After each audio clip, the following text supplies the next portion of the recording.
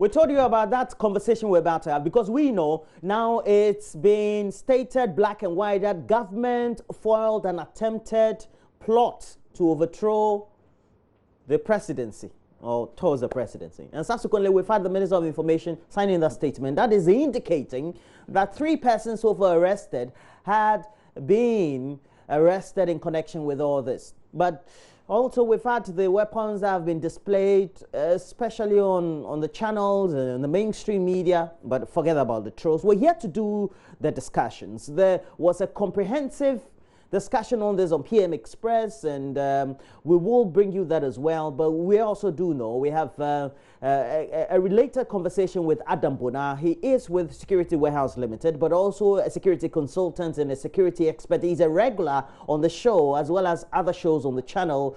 Look, he also will bring to us a certain perspective, and this will be brought to bear on the discussion. But in the meantime, Maxwell Agbagba did a great job, put this great report together. We will start this discussion with this report from Maxwell Agbagba. When we come back, we'll have this discussion with Adam Bona, and then we'll interface this with that recorded interview on PM Express by Colonel Abuaje. The joint security operation was carried out by personnel drawn from Defense Intelligence, CID, and Bureau of National Investigations, BNI. The statement says the arrest and seizure come after 15 months of surveillance and gathering of evidence on the activities of the prime suspects and others. The persons arrested are Dr. Frederick Yao Makpam and his 2 accomplices, Mr. Exor Kafui, a local weapon manufacturer, and Mr. Bright Alan Debra Ofusu, aka BB or ADC. The suspects, the statement says, had contacted a number of 7 military personnel and talked them into hatching and executing a plot to obtain weapons, take over key installations, and secure funding for the purpose of taking over the reins of government. They also formed a group called Take Action Ghana under the guise of mobilizing the youth for nation building, education, health, and providing shelter to the needy. The statement says the evidence available shows the intent was to build a support base of youth and radicalize them against the political authority in Ghana. This was hatched with the support of US-based Ghanaians Kennedy Amwa and Dr. Albert Sam. They also set a workshop to produce locally made weapons and improvised explosive devices, IEDs, for the operation on the premises of Citadel Hospital. They also secured from the Kolebu Teaching Hospital some essential chemicals to be mixed with gunpowder, stone chippings, surgical needles, and powdered pepper for the operations. It is alleged that they also contracted a worker at the base workshop in Burma camp to supply 10 AK-47 rifles and made an advance payment of 7,000 Ghana cedis. They even tested the locally manufactured weapons close to the Laboma beach here in Accra. The IEDs and all the exhibits are currently in the custody of the BNI. Government has meanwhile asked the public to remain calm as investigations continue.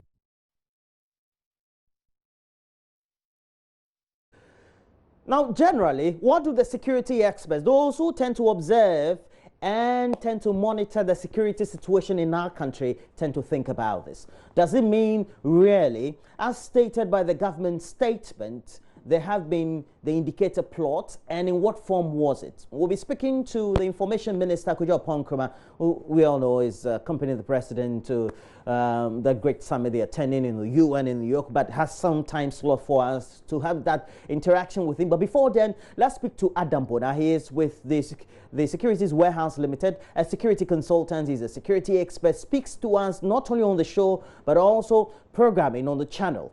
And Mr. Bona is joining us right here, streaming into the studio. Good morning to you, Mr. Bona. Good morning, Roland. Good morning to your listeners. Okay, great. And we know what the content of the now official government statement is, signed by the Information Minister, Kojo Ponkrama, and what it indicates, the devices as well as the cache of ammunition that were caught alongside these suspects subsequently. What does it tell you about the content of the intention of that statement of these people to plot against the presidency, as the statement indicated?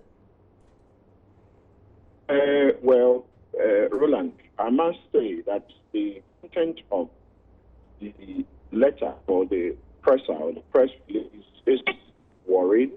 But first of all, let me use the occasion to congratulate the officers or men who retrieved these firearms. Every single illicit firearm that is retrieved is a step, it's a step in a way that probably would reduce robbery and probably those who want to cause mayhem in this country, getting them either arrested or making sure they don't have what it takes to do that. But that notwithstanding, I would say the press release is worrying, it's depressing, and probably if you read it and if you probably don't have knowledge, or you don't understand. Well, we seem to have lost it. Now let's bring that press statement on the screens for you, and I'll read at point 2 or from point 2. It says, and I read. The press statement will open shortly for you. It says, the joint operation was to neutralize an elaborate plot targeted at the presidency and with the ultimate aim of destabilizing the country. That'll be Ghana, definitely. And the arrest and seizure, well, come after 15 months. We're talking a year and 3 months of surveillance and the gathering of evidence on the activities of the prime suspect and others. Now, you were saying, Mr. Bona?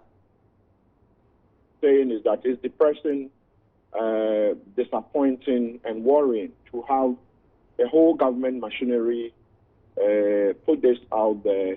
To me, this is not very good for us as a nation.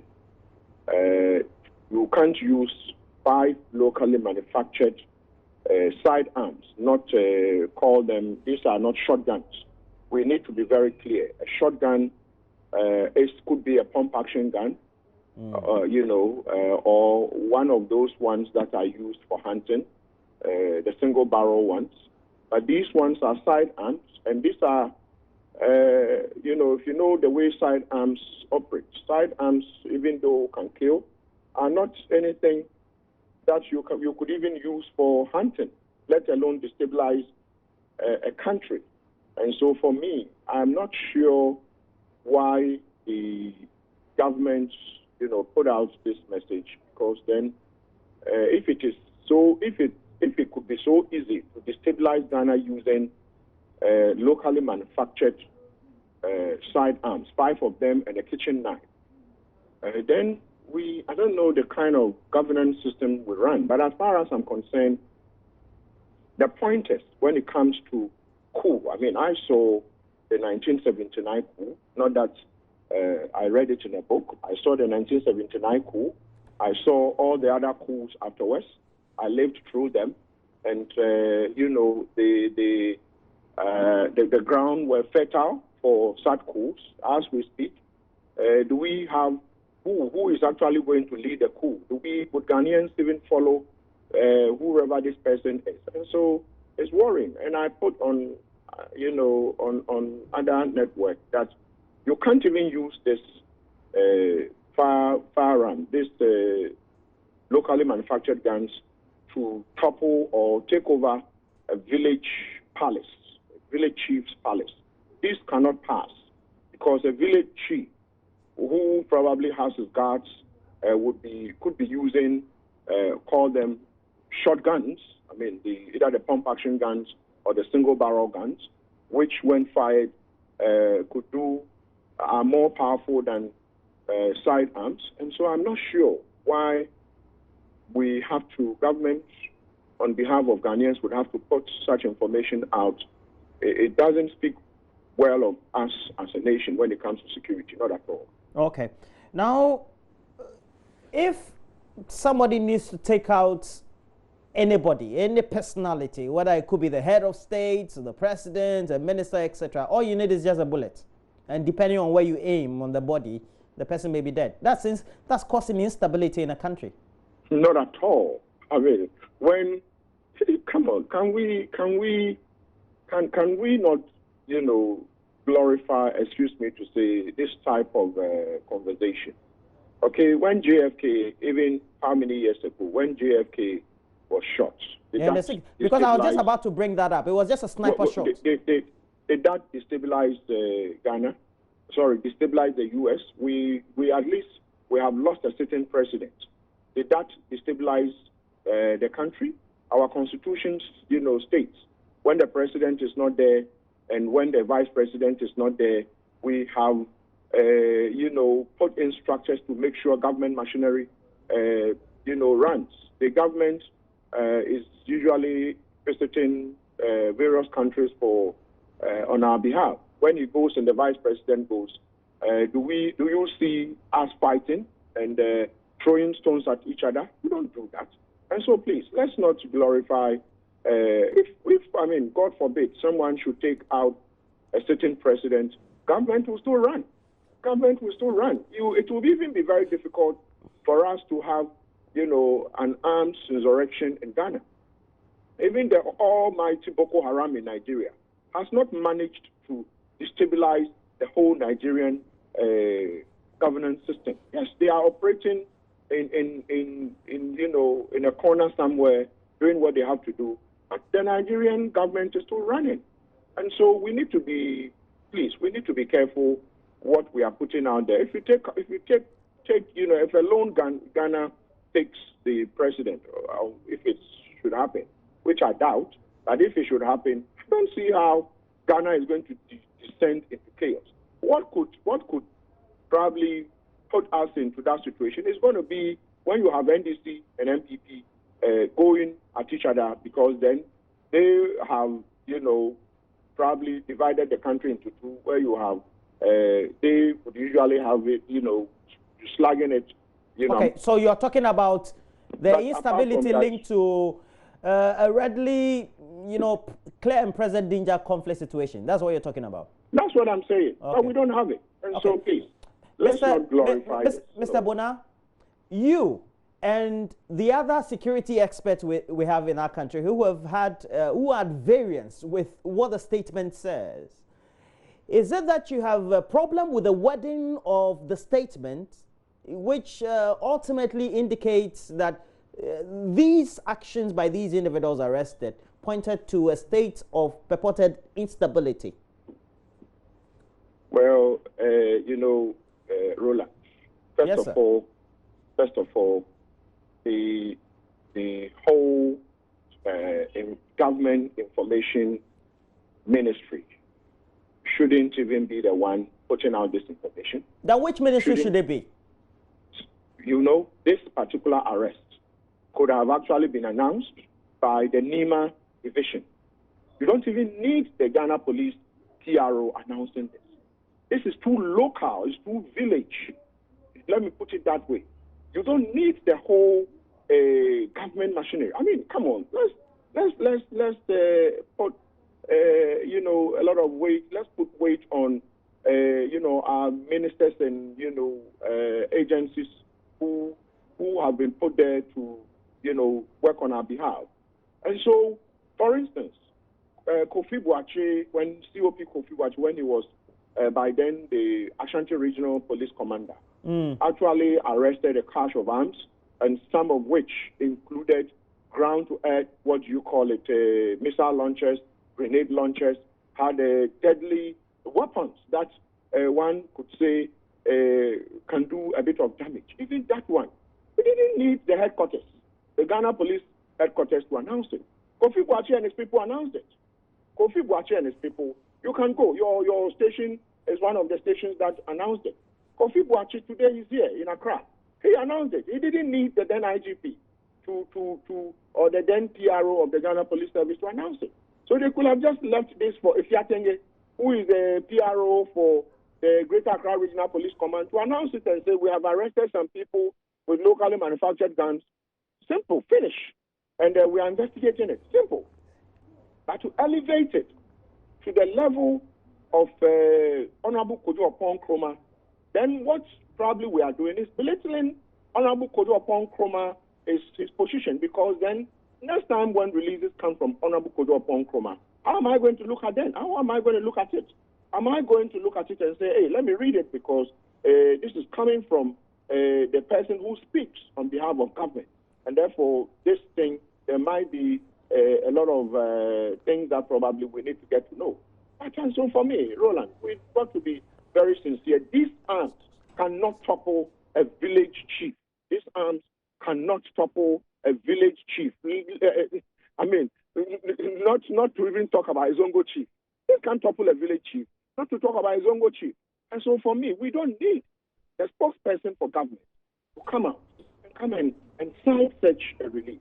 Yes, the arrest is important. The arrest is important because these are illicit firearms. And when you are talking about IEDs, improvised, what do you call it, explosive devices, you measure them in kilos. As if you come and you say 22 of them. How many kilos are they? Are they 5 kilos? Are they 20 kilos? Ask anybody who understands these things. Bombs are measured in kilos. Bombs are measured in kilos. So when you say a bomb, you want to, of course, they said 22 of them. Are they in grams? Are they 1 kilo? We need to know because the size of the bomb usually determines the amount of damage it could do. So that if it is, let's say, 50 kilo bomb, and maybe you put it, call it 50 meters away, it could destroy everything that is maybe within 500 meter radius, or call it that. And so, Roland, we've got to be a bit careful because, you see, we have traveled far since the fourth Republican Constitution kicked in. Okay. And so to put it away and say, somebody is going to destabilize Ghana using 5 small guns. Small guns. I mean, you win. I mean, Roland, please. This particular release is simply incomprehensible. This is what we want you to do. We have Colonel Festus Abuaje having an interaction on PM Express on Monday night. It's just 5 minutes. We want you to listen to it, and then when we come back, we also have a last word from you before we wrap up on this conversation. So just spare us your 5 minutes and listen to this as well. And we're now introducing Colonel Festus Abuaje, retired. Please watch this. And when we come back, we'll still be with Adam Bonau of the Security Warehouse Limited, as well as a security consultant. The state fell short of calling it a coup attempt. I don't want to describe it as such. So I want to call it as they called it, as an attempt to target and undermine the presidency, which itself is a bit vague. So presidency can be the individual who holds that office. It could be the office. It could be the geographical facility, Jubilee House, Flagstaff House, whatever it is. It could be the constitutional arrangement around that institution. The statement is not too precise as to what it is that is unfolding. Now, Colonel Abuaje, looking at what the statement that we have, it all but calls it a coup attempt. Why would government want to put out a statement, as you put it, that is this vague? Well, I have explained elsewhere that I see 3 angles to this narrative. One angle is the mobilization angle. There is some evidence provided by the government that the doctor, who is at the center of the group, has been active in engaging in some mobilization efforts. Indeed, I have spoken to an individual whose name I will not mention, who is aware that this doctor has been involved in that kind of mobilization activity. Now, as to whether that mobilization activity was of a purely political nature, purely social nature, purely, civic nature, it's not too clear from this narrative. And I don't think the government has provided sufficient evidence as to how many people have been influenced, radicalized, to join that group in order to carry out whatever the objectives of the group are. The other angle could be pure criminality. Indeed, that would have probably sold to many Ghanaians, given the context of criminality that we are all witnessing within the country. So if this gentleman and his group were merely acquiring weapons, selling them, manufacturing them, selling them to criminal individuals or some other individuals who are not certified by the CID to acquire those weapons. Nevertheless, criminality could be one angle. The more serious angle, which is where the issue is this allegation or the allusion to a coup attempt, an attempt to destabilize the state or subvert the state. The evidence that the government has provided, to me, from a professional perspective, is not sufficient. Why do you say that? I say that because the number of weapons and munitions that are listed in the statement probably will not be enough to even take a checkpoint. I hope you understand what I'm saying. All right. So, if indeed the statement says that the individuals were going to target certain infrastructure, obviously the Jubilee House, which is the seat of the government, could be one. Unfortunately for us, these days we have many more broadcasting institutions. But whether you like it or not, you need to make an announcement. So when we only had one broadcasting station, the GBC, it was very easy. You just took GBC, and then you spread your information. Now, you can take GBC, you can take Joy FM, you can take Adum, you can take whatever.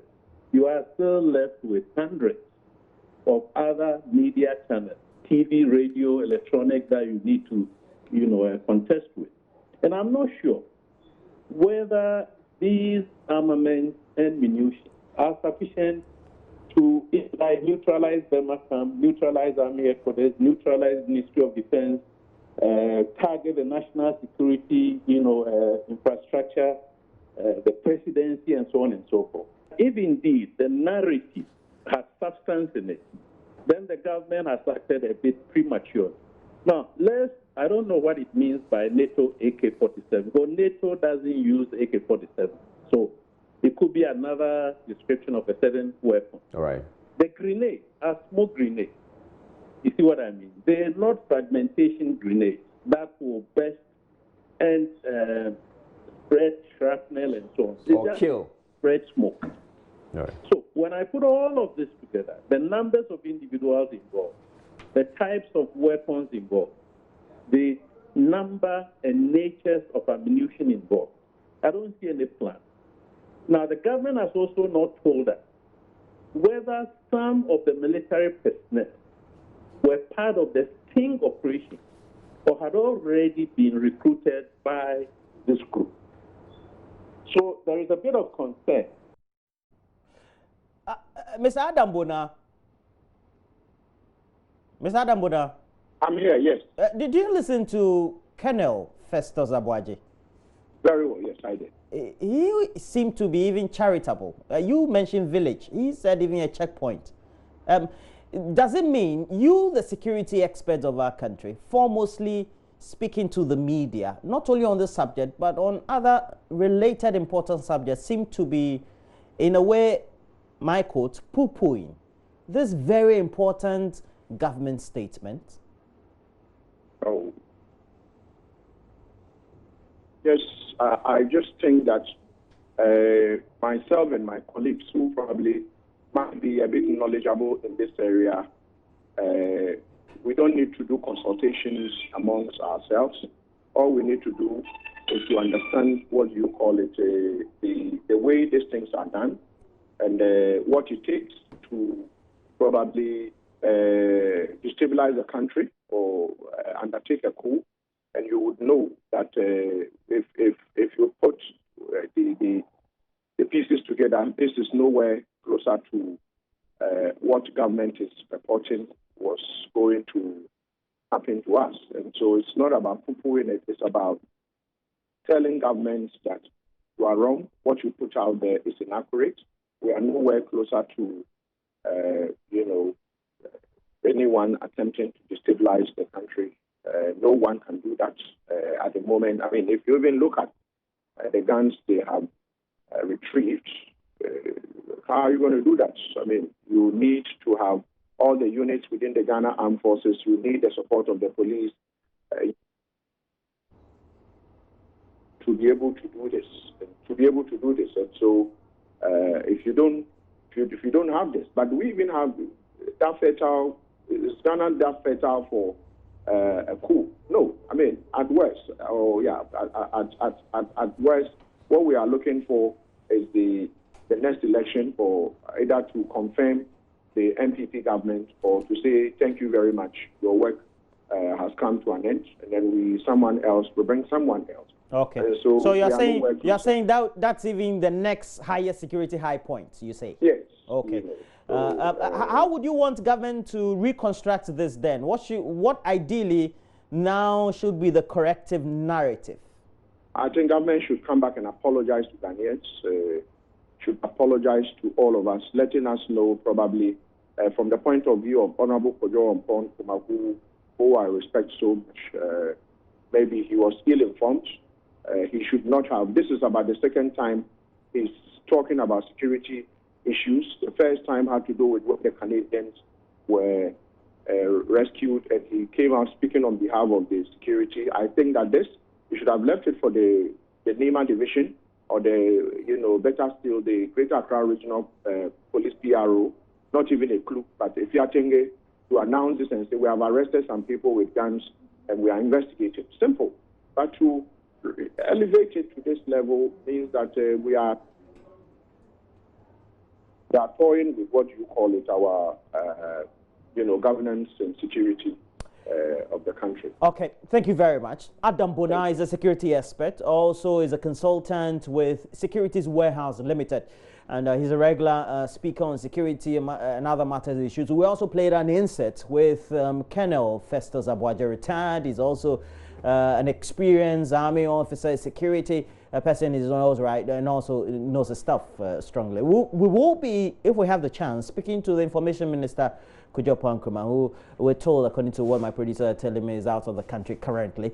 But we'll do so, make sure we get a voice from government again, trying to raise a point or reconstruct what the narrative should be. In the meantime, we told you about that conversation Mamavi Osabajo will be having with the Deputy Minister of Local Government and Rural Development, Obi Amwa, who is also a Member of Parliament for Ikapim South. And it's all about what the action plans or the timelines are when we get to elect our various MMDCs. You know, as one of the high points of the Kufuor-led government, and we'll bring you that discussion in a bit. Stay with us.